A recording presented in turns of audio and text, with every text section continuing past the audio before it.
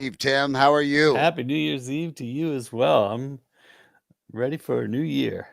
So, Well, Tim, you wanted to come live here on New Year's Eve. This is Knuckle Dragger University, the man's curator.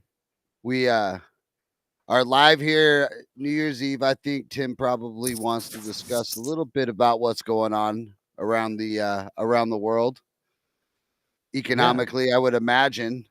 yeah, Um, you want to get right into it because I just wasn't sure when you said you wanted to do one. I was like, okay, so he's got something on his mind a little bit. I do. But let's just catch up with everybody. So, I've got some housekeeping details that we could do this off and on, but might as well do it because people probably will need to know. I see that we have um, like a title in Rumble. I think it's the man's curator and man's curator. And those are both ours, right? So one is a profile, which is the man's curator, Hmm. and then one is the channel, I gotcha. I gotcha. and So, that is kind of goofy, right? How Rumble does that, and I bet you as they progress in their future, it will be more like YouTube, where it ain't like that. But this is probably it's probably takes more money or coding to get there. gotcha. Gotcha. I'm Wow. I am sure it is on the agenda of upgrade. But, you We're know, gonna that lightning speed, they've done a lot in the last like 4 years. Like, we're gonna take incremental steps of improving ourselves, and so it's good to have some a couple simple runs here. So it is the new year. Looks like Penn State's taking care of business like everybody thought they would, and we got 14-0. 8 minutes to go in the second quarter. So hey, Tim, I'll tell you that I have the under, and I took the alternate spread at Penn State minus 21.5, whoa. and I got Well, plus 310. as I speak, they just scored Boise. They got a touchdown. So 14-6 before the point after. Man, he's a horse, the running back. But this one was when Crow just scored another running back. So kind of interesting. Sorry to hear that. I mean, I just mentioned that they're taking care of business and then they scored. So now they're only up by Oh, 7. there's a lot more. There's a lot more A lot football. more to go. So A lot what were more your football. what were the odds that you got? 310 Plus plus 3. 310, and I sprinkled a little American currency on there. That was Yeah, not the bet. That was not a unit bet. That was like an right? eighth of a unit bet. The Right. unit bet was the under. And what were they giving as the under? I got it at 56 and a half. You should be all right with that too. Maybe. Yeah. Well, I liked it. I did all right. We did better in basketball this morning. oh, you did. Well, cool. Yeah. Pro or college? College, yep. Gotcha. Very cool. Well, let's do a quick Anyways, rundown on keeping it real. You asked me if you ask me questions if there's something that you don't understand, and because the goal here is we want to make money, right, for 2025, and and just share kind of what we're doing. And we're not offering financial advice. We're offering to share information and for helping people make good choices. And by what we're doing, and without that, I don't like to tap myself on the shoulder. And usually, when people say they don't want to tap themselves on the shoulder, they're getting ready to tap themselves on the shoulder. I love this, without getting bashing any religious people here or whatever. Is that I have this kind of pet peeve of mine. I got I shouldn't say who he is, but someone that I do business with, and he has this saying, "Not for my glory," and I say, "Time out! It's all about your glory now." So I just like, oh man, because the truth is, if it wasn't for your glory, then you wouldn't have to say anything, right? You just say yep. it. So But I'm saying this because I want to prove that good systems and figuring out, just like on betting, you figure out probability, and if you lose, you lose, right? But if you're always on the side of probability, you're going to win. Ultimately, you're going to come out ahead, right? And so if the probability is the system shows this is what's going to happen, that's the way you just got to stick to your systems. And if it doesn't work, then improve your systems. And there's ways that I take data and continue to improve, and that's looking what happened in the past and why I decided what I was deciding. And so if I just take a snapshot since the beginning of July, and not to rehash the same thing, but we have some updates here, and learn from what I was doing probability wise on what positions I was taking in Bitcoin and in crypto and other markets. I've only just talked about crypto here, but we're going to start opening up to other opportunities and keeping it simple so that people can think through, oh, this isn't difficult, and then they can minimize risk and stay on the probability side of things. And so um, I look at just the choices I made and published. I've videoed them or posted written something, so you can even go back and if I may have removed the access on all of that, but I could put all of the times that I have said, okay, here's what I'm doing,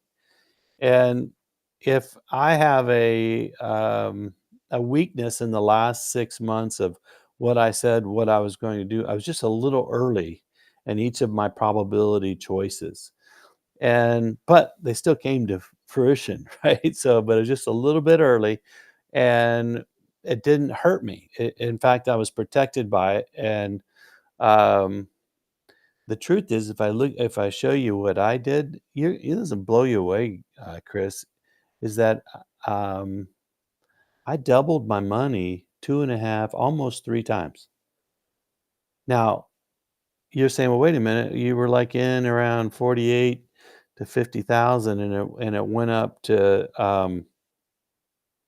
108,000." I can see 1 double, but the reality is I was in and out and in and out and in and out, and took gains, and then took out, sat on the sideline, dropped, got back in, watched it go up, took it out again. So I was trending and doing it both with Solana and Ethereum a little bit, and Bitcoin. And each of them, Solana went from like I don't know, I can look at these numbers, 118, 119, up to I think it was in the 250, 60s at one point in time. Yep. But the deal is, and we're going to get to the point where I'm going to say, hey, Chris, pull up this chart. And then we'll show people a simple chart and keep it simple because, this can get, in the weeds. And I want to stay without putting people to sleep, but I want to show people how to double and I mean, triple. you only go to sleep until you make money. And then Yeah. money is like fucking cocaine. All right. All of a sudden your pupils are dilated and you're like, I'm attentive. You know what, Chris? Um, you would think that's the case, but some people aren't built that way to Yeah, you're even, right. um, I have Some business people, people yeah. in my life that, they're always raising money and they're never making money. And that it really frustrates me, right? I mean, and I'm careful about using the term frustrate, but people, What do you mean by raising? so like they'll raise money to do a project or a deal or to create a business, but their focus is not on making money. And I say, hey, look, business. I don't even say one on one Is because that it's like, borrowing money? Are they borrowing money? in essence, what they're raising money like through Is that a stock, nice way of saying borrowing? using other No. people's money. Right. Yeah. It's not necessarily borrowing. It's worse Oh, because, it's worse because if yeah, you I fail, think you're that fucked. I I I don't have a lot of respect for people who don't respect other people's money, right? And to me, there's a certain type of people in my life that I just have a tremendous amount of respect for, because they they're really careful about investing other people's money, and they're big time guys in real estate and in the markets and things, and they just, they get asked all the time, and they do certain projects, and if you can get in one of their projects, I'm in, right? Because they always produce. And one of the things I love about them is that they are they're more concerned and responsible for other people's money than they are for their own. And so a lot of times, I mean, I can show you company after company where they raise big money, and all the key people have $25,000 cowboy boots, and but they're not making any money. And so they don't have respect for other people's money. They're living high on the hog, and we'll have an intention and motive discussion down the road. The difference between intentions and motives. I think their intentions are golden. Their motives are to extract money. They look Right. at people by, oh, he's got 27 million, oh, he's a billionaire, and that's how they measure people, by how much money they have. And when people talk like that, the antenna should go way up, because they're looking at what they can extract, not what they can support and cause other people's money to double. And hey, we're all about making other people's money double. We don't take money. I don't invest other people's money. I don't have a venture capital program or any of that. I don't do that. Just our money. Just yeah. And so I'll encourage people, If if you you double your money, then our money was doubled too, and everybody doubled, and we all doubled up, and that's great. well, you teach people how to double their money, and I think that's where the point is that some people don't have that thrill of making money. They just it doesn't, and they get confused with what business is. Business is developing a product or a service and bringing it to market, selling it in a way that benefits others, and putting the money in the bank. In essence, right? Yep. That's fundamental business, and it's so surprising how many people do so much stuff that has nothing to do with that. Right? And that's my point. And so, yeah, I just I don't like to use the term frustrating, but man, it's frustrating when you see people always raising money and thinking that that's business, and they got this great idea, and it's the company's, doing great because of all this potential. Well, potential is nothing. It's kind of like there's a cryptocurrency called XRP. It's Ripple, and it's a cult. Now Well, people I've get heard up. of that. I've heard of that, Yeah, dude. it's actually pretty well known. They're pretty well connected, but they're connected, in my opinion, and it's just my opinion. There's some things I say this is fact, this is opinion. And Bitcoin can be a cult, because the people that follow it sometimes they're just in a cult, and I'm not saying that's everybody for Bitcoin, certainly not, and it's not everybody for Ripple. I just don't like um, Ripple's business practices, and people listen to this and they'll go, I'm in Ripple, da da da da. Well, I'm not here to offend anybody. I just don't like the pump and dump program and the concerns that Ripple doesn't trend, and the things that they're connected to are not things that I like. Privacy, I like independence and autonomy, and they want centralized government interaction control, and I just like, no thanks, I don't want any of that. And but the people behind Ripple, I mean, the people that have drank the Kool-Aid, they are in the cult, man. You can't, and I don't try to discuss it with them. I just tell them, well, but my point is that um, over the last few months, it went like from 49 cents or so to a couple dollars, $2.30 or something like that. So it's gone up. And but I remind people that until you cash out, you haven't made any money. It can go all the way up. It don't make a difference if it goes all the way down and you didn't cash out. It's just potential. So you got to cash out. And so with that, I'm going to turn it back to you for another question. But with that, just in a short period of time, and attempting to kind of share with you just to do a little bit of an experiment and to get you to see the potential. Because if you're being a true knuckle dragger, turning the wrenches, you don't think about all the things you're doing is how much is my hourly wage, how much is my salary, and you don't think about, okay, I got to put some money away and get that money to work for me. And the quicker I can put more money away and that thing's making money for me, then I can replace my job. And that's powerful, right? And so in a nutshell, what I was saying is that taking, like, for Bitcoin, for example, that went from 50 grand to 108 grand, it doubled, right? But the way I was talking about doing it, and I posted every time, is like, okay, there's going to be a jump here, so I'm looking for this jump. But when it gets close to this, I'm going to sell off a portion of my holdings. And so that's a profit. It hit the jumps, sold off, it goes back down. Now I'm jumping back in, it goes back up. That's a profit. So not only do you double your money, you start doubling your money 2 or 3 times, right? It's not just what happened in July and then what happened in December. It's going up if you follow the trends right. And if you have good systems, you can do that consistently with probability and be ahead of the game. So right now, if you went back and looked, I said a week or so ago, I said, okay, I'm taking cash positions. I'm completely out of all crypto.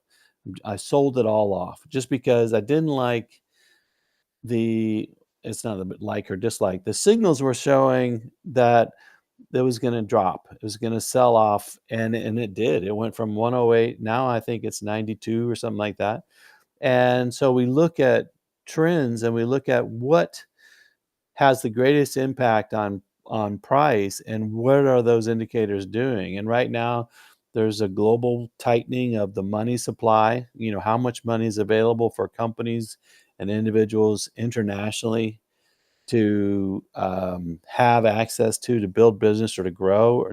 And that's tight, and it's tight here in the States too. And there are different things that are happening. Real estate markets dropping in Austin and Dallas and major cities across the country. And so you see these things. Trump's coming in, and people like that economically, but it's an uphill battle. And so I'm like, it's time for me. I'm going to put it into other things. I look at natural gas and oil in Argentina looks really good. There's all kinds of things that look pretty good that have a better return for the near future. And I think that Bitcoin, it may, it may, if the systems and start showing the signals start to change, it may change in the end of January, early February. It may not change until August. I'm out until I start seeing those changes come back.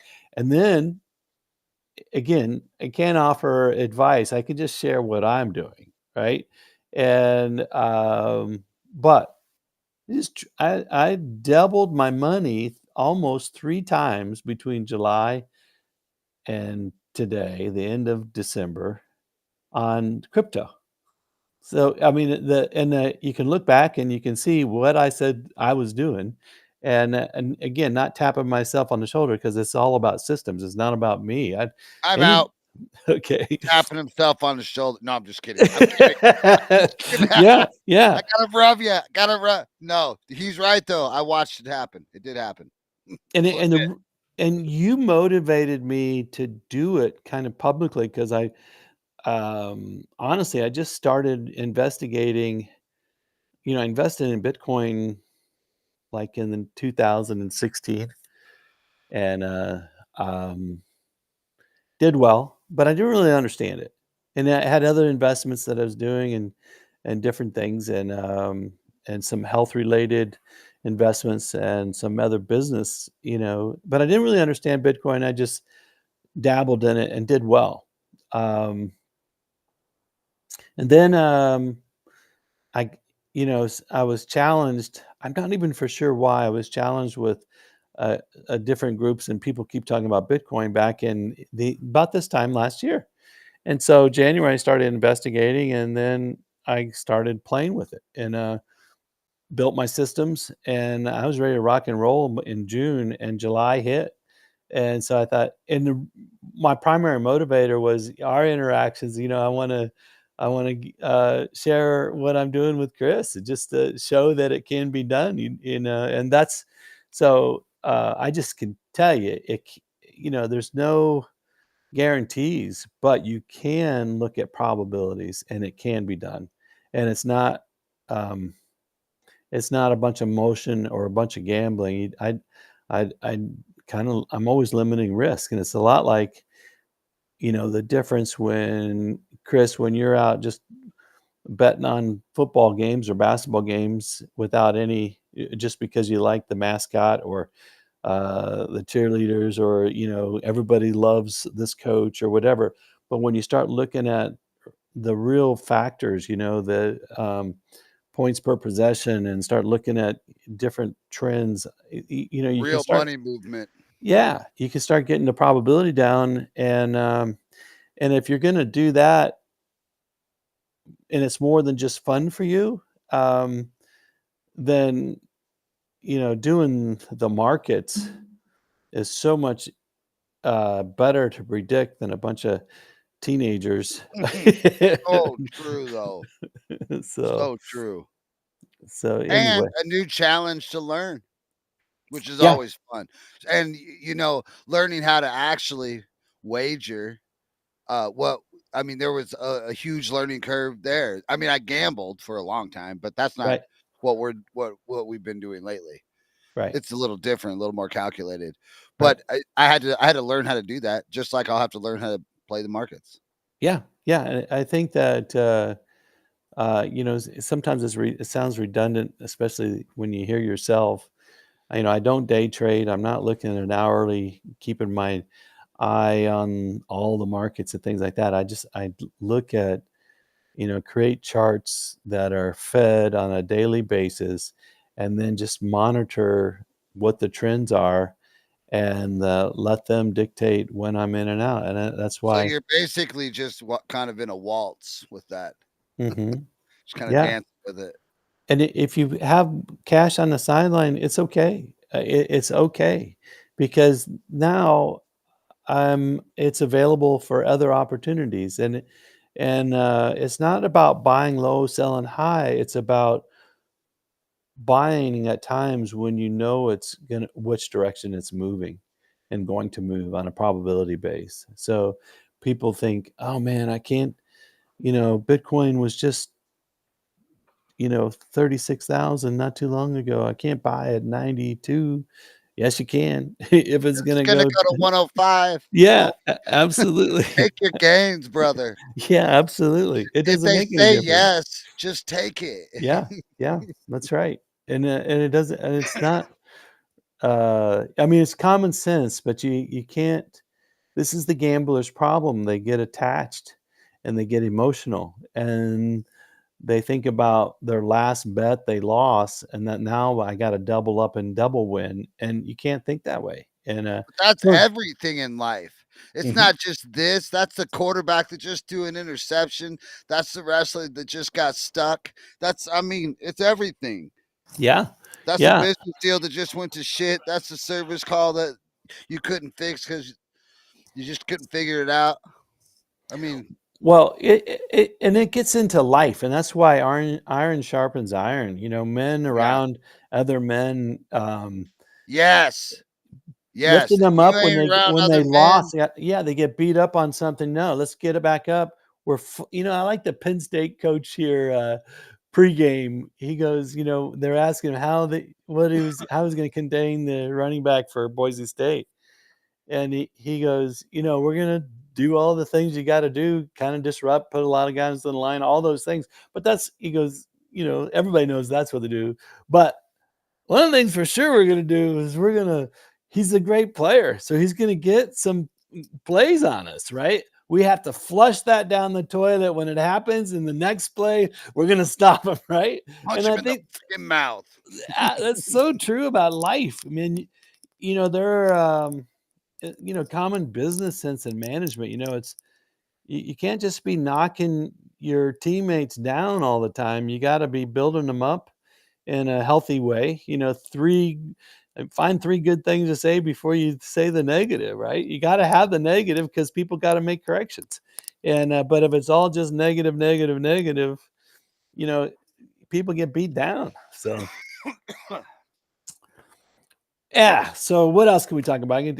I see the markets, I'm out. I've cashed out of Bitcoin, and I don't know, that I've got a certain group, but I told them, I said, I'm not posting anymore on Drive and sending stuff out. I'm gonna just go to Rumble and wherever we put it. So I'll update them, um, to get, so make sure I have consistency here, but and sharing of what's happening. I think that there's still tough times coming, and it's good to be Yeah, prepared. Yeah, keep your powder it dry. has to be.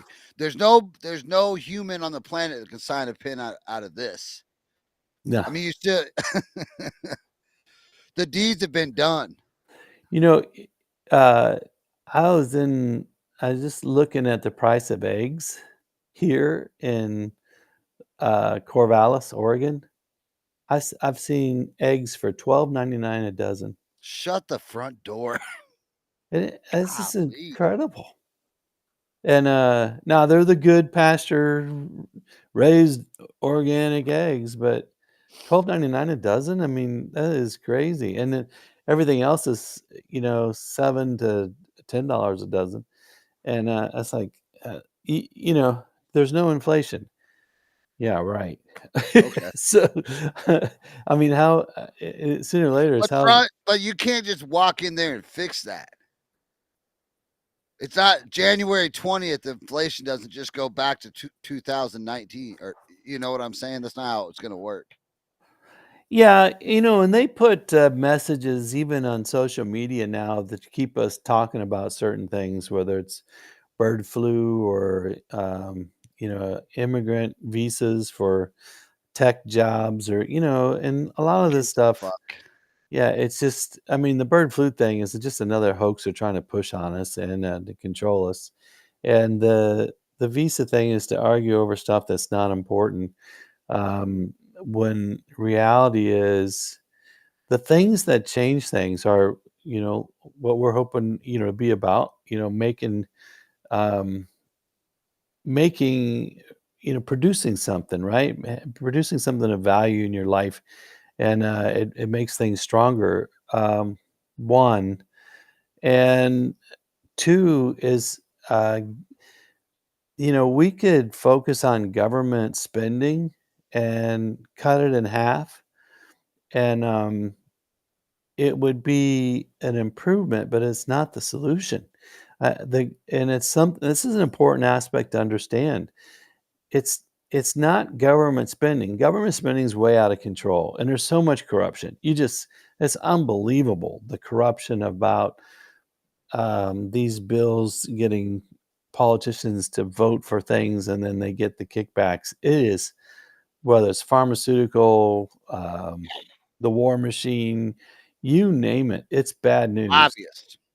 But it's still, and we ought to stop it, right? And then I'm mentioning this because of Vivek and Elon's focus on uh, government HB12. waste. Yeah, yeah.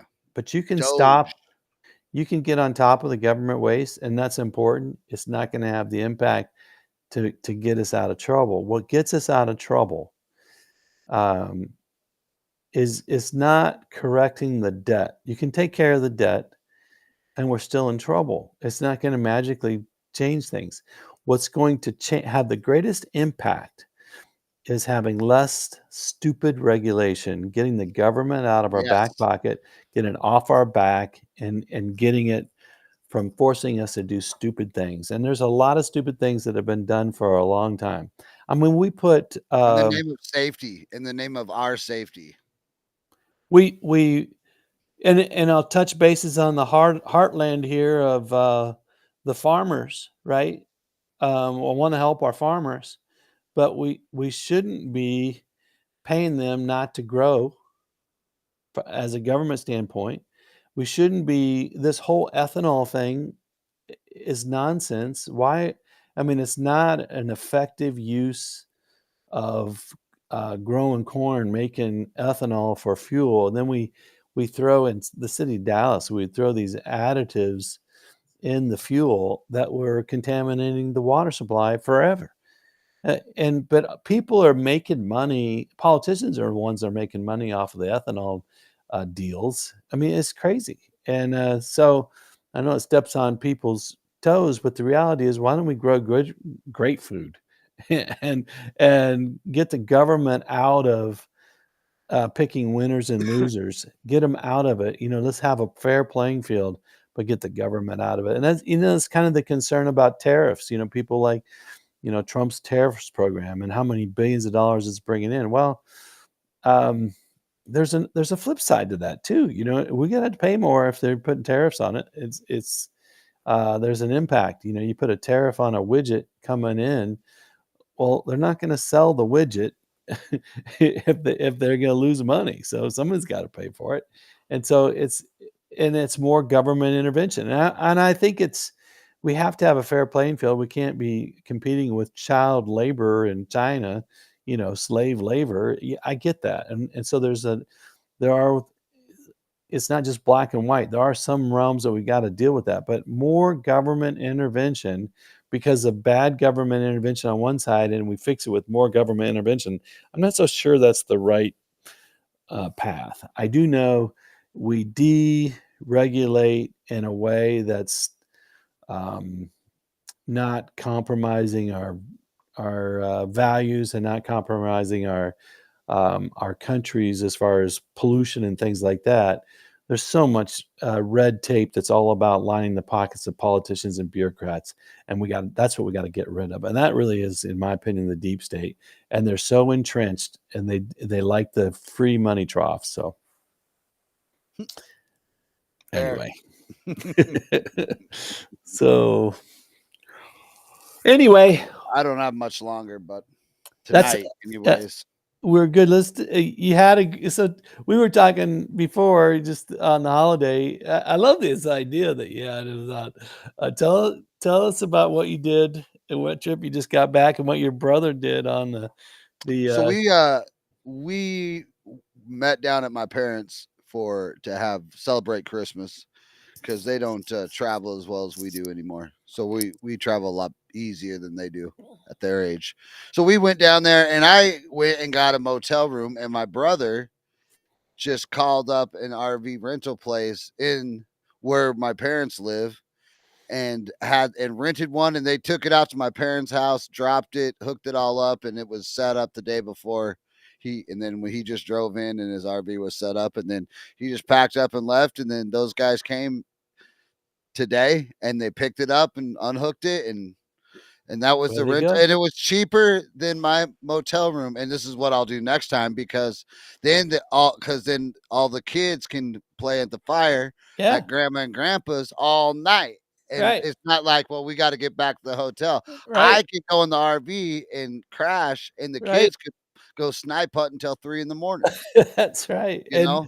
And if you need a little space, or your parents need a little space, you just go to your spot, and you're not Yeah. driving and done for the day because you're back at the hotel, right? You're not No, driving back it's and forth. way better, and plus it's, like, awkward because, like, you eat at the parents', but then you're tired, but now you gotta Right, drive to the hotel, or we're right, gonna eat when we get back to the hotel, and right. they can eat here. It's gonna be way better, and, that was just one of my brothers, but when all 4 of us are there at the same time, that'll be cool with 4 RVs and all the cousins, because they can Yeah. really get into some trouble with some 22 long ride. Yeah, you got some shooting in and the whole thing. All right, so it's 6:06. We need to end this thing because you've got some New Year's family Eve. time and to do, and I've got an hour to go to a party here. But I wanted to get this New Year's kicked off because the last Tuesday we had was Christmas Eve. That was a difficult one, so we're gonna get after it. And so good to see you, Chris, and You too, brother. we're gonna have some fun here. So And we will see you guys next Tuesday. next Tuesday, sounds Next good. Tuesday will be a regular show. Yeah, and we're going to Portland, I think tomorrow. Oh, So nice. yeah, Marielle has a 6 to 10 month stint in Portland. So, but we'll be back and forth here. But so we got a little move ourselves. Wow. So it's gonna be kind of interesting to see the city for a Yeah, little that's bit. a very interesting city to drop Tim off in. That'll be fun. Yeah. We'll just I, that may that just podcast may just write itself for the next 10 months. I might do a live podcast in a couple of my favorite cigar lounges up there because there's a couple good ones. Nice. Yeah. So, all right. All Be right, good, my brother. friend. Good to see you. You too. Bye. Take care. Bye bye.